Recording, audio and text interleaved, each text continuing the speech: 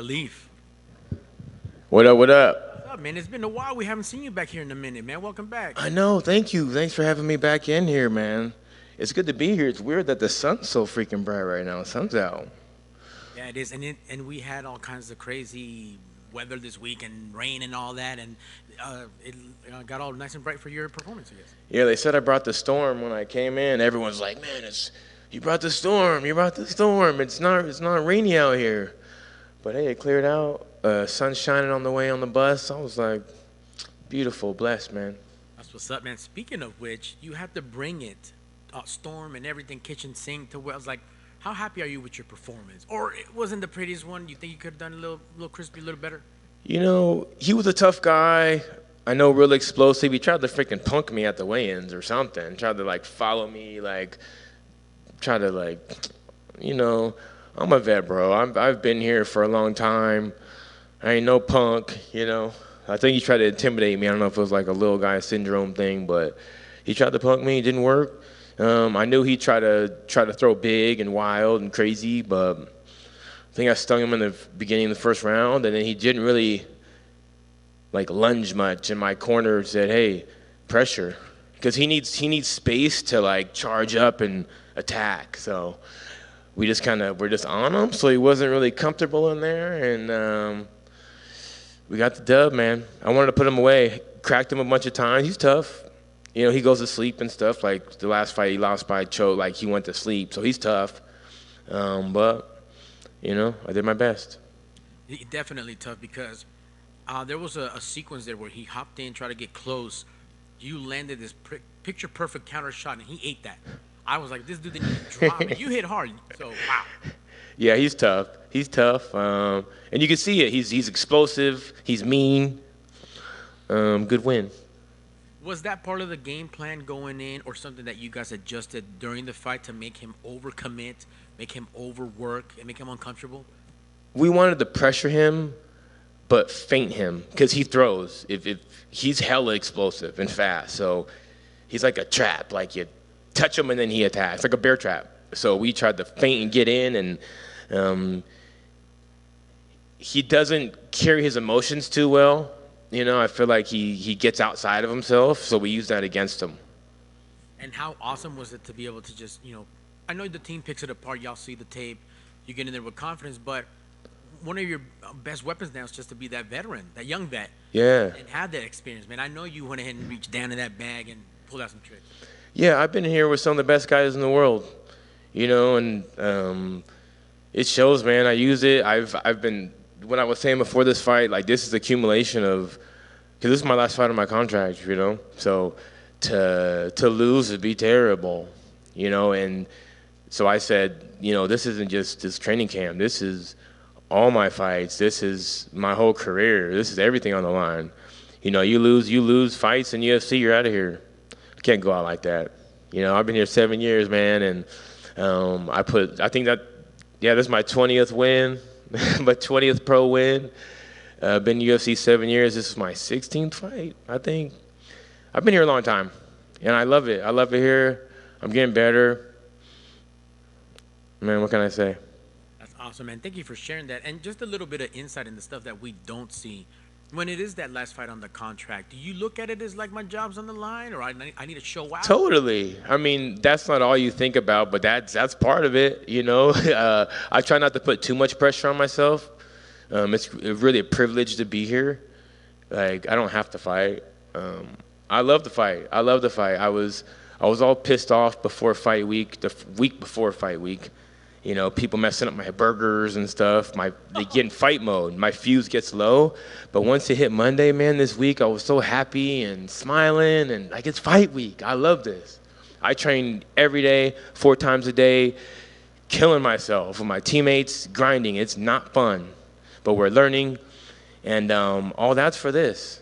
Like, all those days, you know, missing stuff, training so hard, waking up, getting that damn cold plunge every morning and night, and just putting myself through the ringer. It's all for fight week.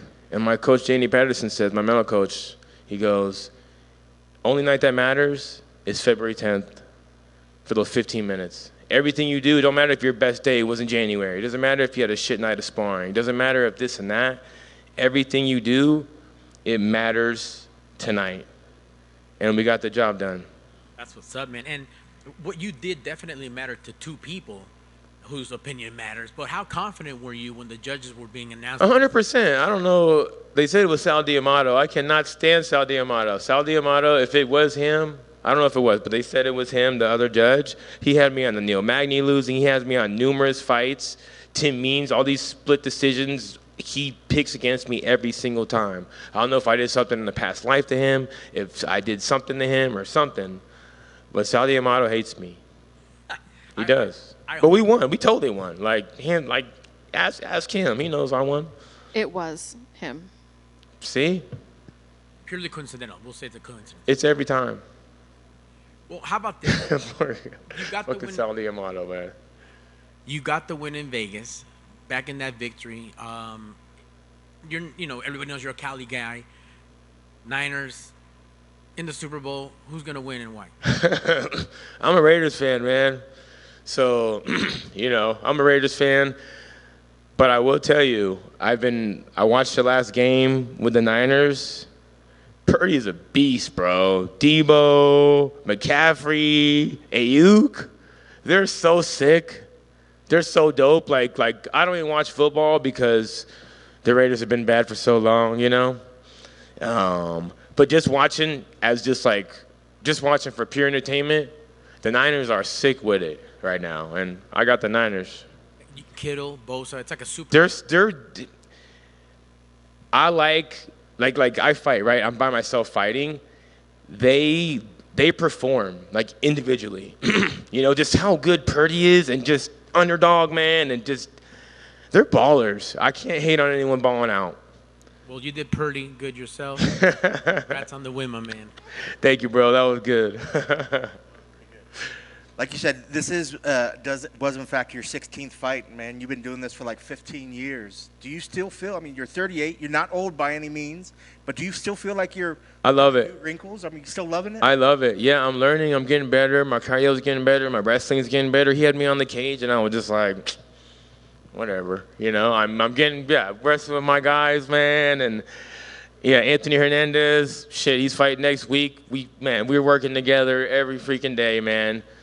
I'm in my cold plunge. I'm in my red light bed. I'm doing all this, like, super recovery mode. Like, I'm meditating, man. I'm not the normal 38-year-old. I'm definitely not. I got many more years in me. After you finish, you got your arm raised. Are you confident that performance was enough to Totally. make sure that Dana and them, not only give them that, but that Dana and them will call you back up and get you that new contract? They should. I mean, I don't know what they're going to do. They do whatever they want, but, I fought my ass off, fought my dick off. I'm here to win. What do you think? So you're going to get the contract. I'm just going to pencil it into the universe. You get that contract. What's it going to take to? Because like you said, the last couple of fights, it's win lose sort of thing. But what's going to be the key, you think, to keep it in the win column? What do you think that's been missing? Or has it just been the tough opponents, or do you feel like there was something that maybe that was lacking on your end? The last win, when I lost to Morales, that's the first fight that I've lost since Colby. The other fights were all splits, and I actually lost that fight against Morales. Like Neil Magny, I won. They paid me the win money, so I don't look. That was like 5 in a row. So I don't look at like win loss. But Morales, he was good at putting me in positions that we weren't supposed to. He wanted me to overextend, and he got me to try to overextend. So I didn't want to be there. I didn't want to be in that position. So I got back to being more primal, being like, fuck them. Who cares? Go out on the shield. Yeah, my coach, Dave Marinoble, shout out, said, son, you have a lot of experience. So you could think a lot. You know what I mean? You've been there. So I have been there in those spots, but that could also be a detriment to you. Like I'm a smart person anyway. So to really think about these things, and I'm really using my brain, sometimes I got to dumb it down. If you see amateurs go fight, they just go wing them. Boom, boom, boom, right? Amateurs have entertaining fights. You get the pros, it's a lot more calculated. They're smarter. So I kind of lost some of those brains, turn that educated mind off and go fucking punch this fool in the face. Yeah, it's kind of like a double-edged sword because you have so much experience that you see things coming, but you want your brain to turn off just so you can let the experience take care, like almost like go on autopilot in there. Exactly. But if you're training these certain things, and if a guy's good at putting you where you're not supposed to be, you don't want to fight in that area. So but I have to have the smarts too to say fuck it. Who gives a fuck? Yeah. Throw that shit, motherfucker. So we're here. And I know you might have touched on it with him. Every fighter is always their worst critic a little bit after the fights. Are there things immediately that when you go back to the gym, you're going to say, all right, I got to work on this because I shouldn't have done this? I got to have my hands up more on the slide. He throws real wild, so I just got to get under more. But he was short, so it's kind of hard to go under those wild punches. The mat was fucking slippery, man. On that logo, yeah, that monster logo was hella damn slippery. When my feet was on it, I felt like it was slippery. Just so you guys know, you can go test it. I didn't have the right footing on the thing, so I had to kind of get off it. But that's experience.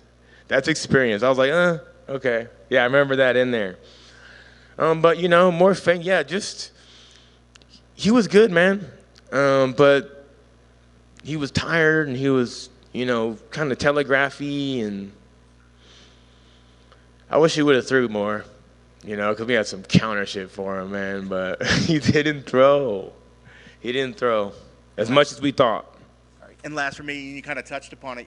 You've seen a lot of things. You've been around for a long time. So you mentioned the weigh-in, how he kind of puffed up a little bit.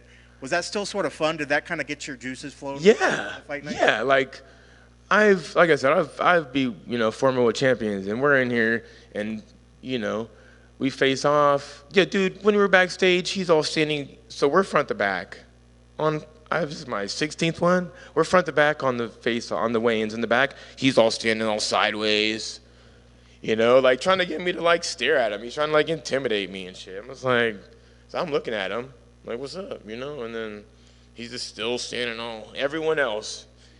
6 people ahead of us, just front to back. He's just, So I turned sideways, started talking to Devin Clark and stuff. But yeah, we got in there. He didn't want to shake my hand. You watch the video. I put my hand out. He didn't want to shake it. And then we looked, and then I backed up, and he tried to follow me. I'm not the one, bro. I'm not one to get intimidated. I fight, but it's Northern California, baby. We even growing up, North Highlands, Antelope, Sac, baby. You ain't gonna punk me where you're from, Philly or wherever. It's West Coast over here. Yeah, I ain't no punk, dog. I was gonna say, what would the younger version of Max Griffin? Man, it's in me. You can see me. You can see my eyes. I came back at him like, yo, I'm not the one. Awesome. Congrats on the victory, man. Thank you, bro. We'll see you back in here soon. Thank you. Max back here on the left. What up? We only see you fight once last year in July. You get an early fight here in February. How many more times I do this year? I want to fight. I told them last time I want to fight, I was expecting to fight in Q4, so I was on weight. They offered me a couple fights. I think UFC Miami against Chiesa on less than a week notice. Couldn't do that. Couldn't make weight. I think they offered me D-Rod or someone. It was a week. I can't make a week, and this was summer. I couldn't make a week, so I got my weight down. I'm like, you know what? I'm going to be able to make a week. So I got down to 86, and I was 186 in October, November, December. I was waiting for a fight, just in case. You want to do me a week? I'm in. But I didn't get one. They hit me up and said February 10th, Jeremiah Wells. So we did that. But I want to fight, man. I'm fine. Yeah, usually I bust my hands up after my fights. Don did a really good job wrapping these hands up, man. He's my guy now. And I want to fight. Let them know I want to fight. I want to fight. I say it every time. I'm healthy. Let me fight. Awesome. Can you tell us a little bit about the platform you're building, Fightopia? Yeah, a little bit of Fightopia. I don't want Elon to take my ideas. But we're making a metaverse. But I work with my guy Xander at Digital Storytellers. And we've been working on it for months. It's a world that you're going to be able to come into, put the VR on, put the headset on, and come hang out. We're gonna be doing fight parties, different experiences, different fight experiences for the people. And I know a lot of that metaverse stuff's big right now. We're creating games to put in there and stuff that's exclusive.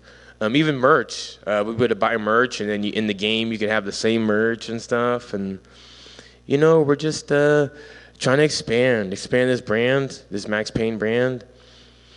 And Xander knows a lot more about everything than me inside the thing, but we have meetings every week, and we're probably gonna launch real soon here. We're dropping some hints. Yeah, we got the avatars going, we got the guys, just trying to do more. Just trying to do more and expand and branch and hit everything full circle, man. I mean, we fight, but we have a platform, so we got to use it. One last one. Did you get a chance to watch Power Slap last night, and would you ever consider, competing in a slap fight? Man, I tell you, I opened my Instagram up, and this blonde chick got slapped. It kept popping up. On fight week, I'm not even on my phone. Like, I'm not on Instagram. I don't like looking at stuff just when I'm posting something.